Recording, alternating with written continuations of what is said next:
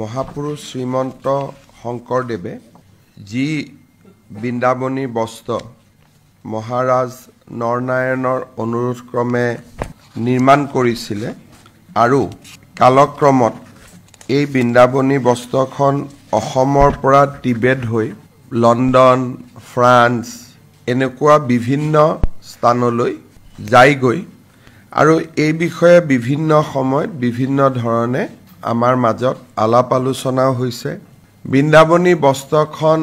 অন্তত অসমৰ মানুহে চাব পাৰক তাৰ কাৰণে বহুতো প্ৰয়াস আৰু প্ৰচেষ্টাও চলোৱা হৈছে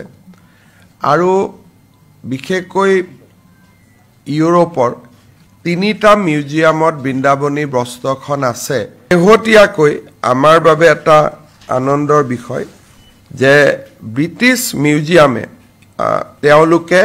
আমাক এখন পত্ৰ লিখিছে আৰু তেওঁলোকে আমাক কৈছে যে কেইটামান কণ্ডিশ্যন যদি আমি পুৰা কৰিব পাৰোঁ তেতিয়ালে 2027 চনত তেওঁলোকে বৃন্দাবনী বস্ত্ৰখন অসমত 18 মাহৰ কাৰণে অহাৰ বাবে তেওঁলোকে ব্যৱস্থা হাতত ল'ব